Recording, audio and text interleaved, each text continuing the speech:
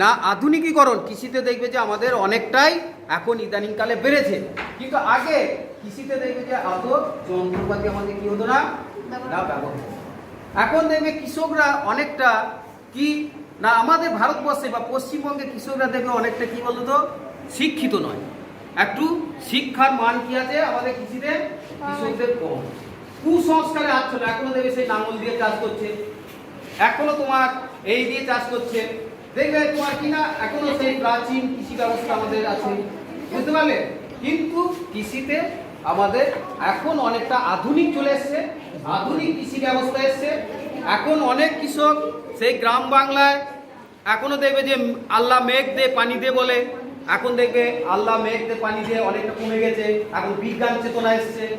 এখন দেখবে যে তোমার ব্যাঙের সঙ্গে বিয়ে দেওয়া ছিল আগে, খুব বৃষ্টি না হলে, এখন দেখবে ব্যাঙের সঙ্গে বিয়ে দেওয়াটা কমেছে, কারণ এখন কৃষিতে আধুনিকীকরণ এসছে। এই দেখো কত আধুনিকীকরণ, দেখো এই দেখো আধুনিকীকরণ গুলো দেখো, কৃষিতে দেখো কি করা হচ্ছে, স্প্রে করা হচ্ছে। এখন এই যে আমাদের এই পিঠে নিয়ে এই স্প্রে নেই, দেখো একবার প্রচুর জমি স্প্রে হয়ে যাচ্ছে ড্রোনের মাধ্যমে, যন্ত্রপাতির মাধ্যমে, এই দেখো মাধ্যমে দেখো সব কি করছে না স্প্রে করছে, বুঝতে পেরেছো? তাহলে যন্ত্রপাতি এইটা কৃষি আধুনিক গুলো দেখো, এই দেখো এটা হারভেস্টার, ট্রাক্টরের মাধ্যমে এখন এটা বীজ বোনার যন্ত্র। আর আগে কৃষিতে কতটা অবনতি ছিল, এখন থেকে কৃষিতে অনেকটাই উন্নতি এসেছে। অর্থাৎ মানুষ আগে এরকম হাতে করে বীজ বুনতো, দেখেছো, বুঝতে পারলে? তাহলে বুঝতে পেরেছো তো প্রাচীন জিনিসগুলো বুঝেছো, দেখো আর আধুনিক করণের ওই দেখো আধুনিক করণের জিনিসগুলো দেখো, প্রাচীনটা দেখলে আর ওদিকে দেখো ওইদিকে দেখো আধুনিকীকরণের জিনিসগুলো এসেছে, বুঝেছো? তাহলে আমাদের প্রাচীন কথা জল তুলছে, দুনি দিয়ে জল তুলছে, উন্নতি হচ্ছে। আগে দেখো দুনিতে এই করতো, এখন দেখো দুনিতে করে না। দেখো স্ক্যানার নিয়ে এসছে, সমস্ত স্ক্যানার মেশিন পর্যন্ত নিয়ে চলে এসছে।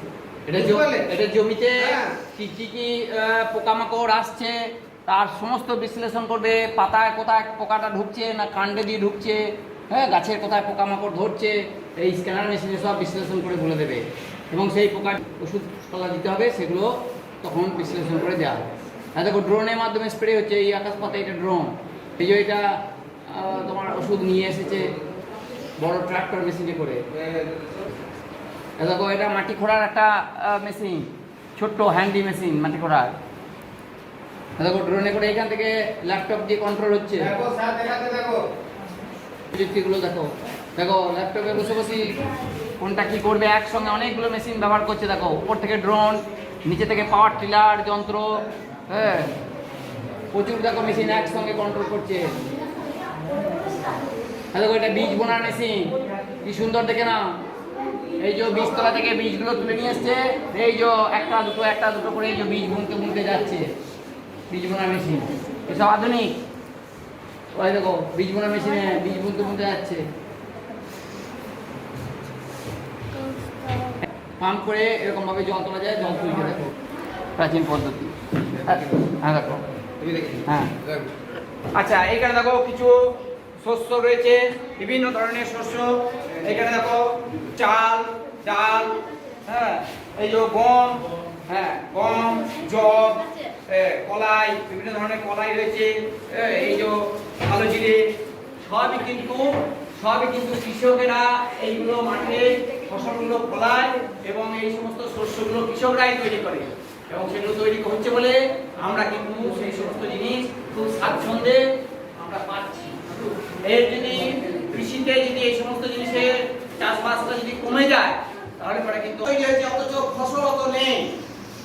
তখন MS স্বামীনাথন তিনি দেখালেন যে একই জমিটা একই আছে, এই জমির পরিমাণ তো হঠাৎ করে বাড়িয়ে দেওয়া যাবে না, জমিটা একই আছে অথচ উৎপাদন বাড়িয়ে দিয়ে দেখালেন।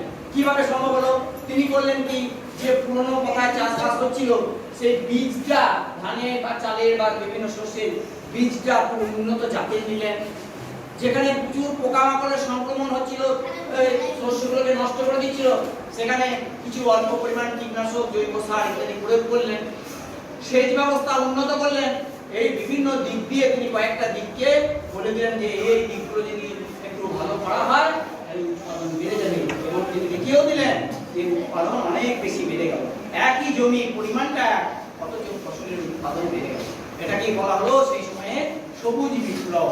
কৃষি আমরা দেখি আমরা সাধারণত এখন যদিও অঘ্রাণ মাসের মধ্যেই ধান পেকে যায়, যেটা আমরা চাষ করি দুবার তো হয়, আর একবার আমাদের বৈশাখ জ্যৈষ্ঠ মাসে আমাদের ধান ওঠে।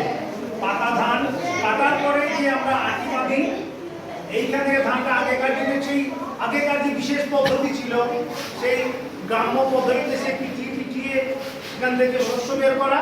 এখন তো অনেক মেশিন মাত্রা হয়ে গেছে, এইভাবে খড় দেবে এখন আর পাওয়া যায় না। বেশিরভাগ সবাই ধান হারভেস্টারের মধ্যে দিয়ে বের করে নেয় শস্য, যে কোনো শস্যই। তা এই খড় তোমার ধান তোলার পরে এই অংশটার মূল্য আছে, চাষি ভাই এটা বিক্রি করে পয়সা পায়।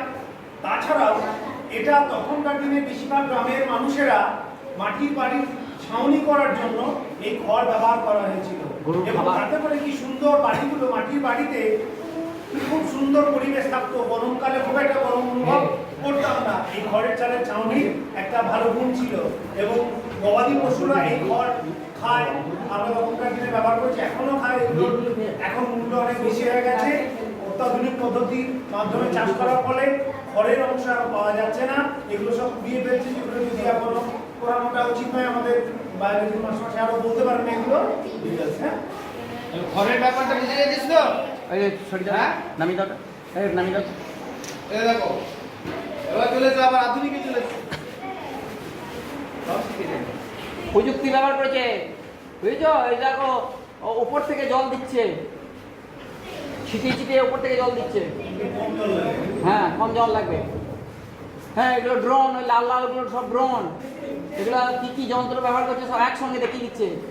হ্যাঁ দেখো বাইকল, বাইকলে এই যে দেখছো, এই বাইকলটা কি হবে, যে এখান থেকে তোমার পাওয়ারটা পাবে, এখান থেকে বাইকলের চাকা ঘুরিয়ে যে তোমার বিদ্যুৎ উৎপন্ন হবে, সেই বিদ্যুৎকে কাজে লাগানো হবে। এখানে যে কৃষি যে ঘরগুলো রয়েছে সেখানে আলো, ফ্যান ইত্যাদি চালানোর জন্য কাজে লাগানো হবে।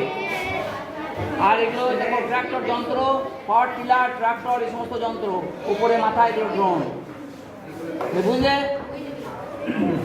বেশ।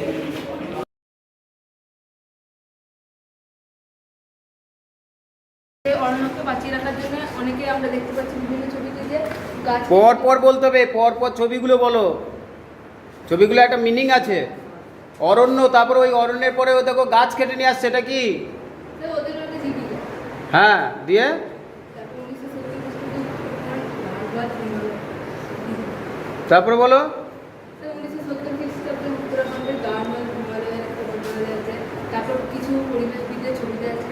হ্যাঁ, তারপরে অনেক কয়েকজনের ছবিতে আছে। হ্যাঁ, দিয়ে এর সম্পর্কে বলো। পারবে বলতে? কেউ পারবে?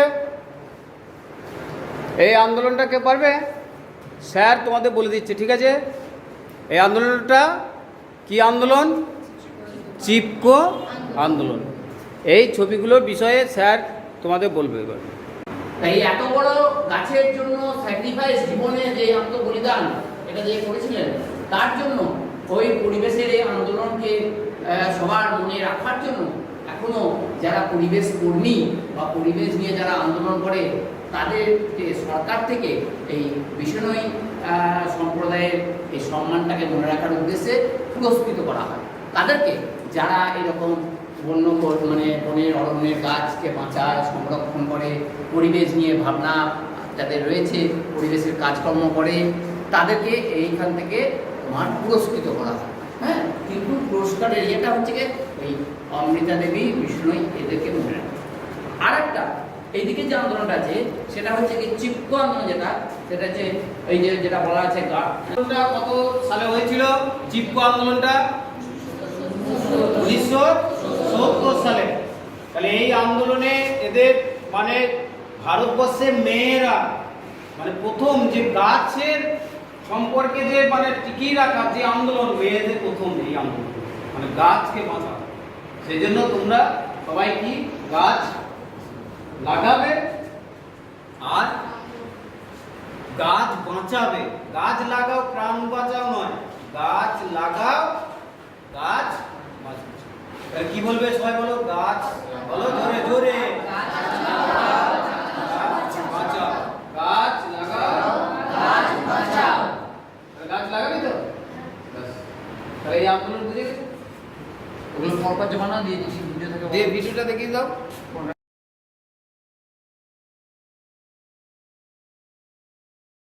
হ্যাঁ, যেটা বলছিলাম আমরা কাটোয়া কাশিরাম দাস বিদ্যায়তনের শিক্ষক যারা আছি, আমরা একদম 100% স্কুলের প্রতি দায়বদ্ধ।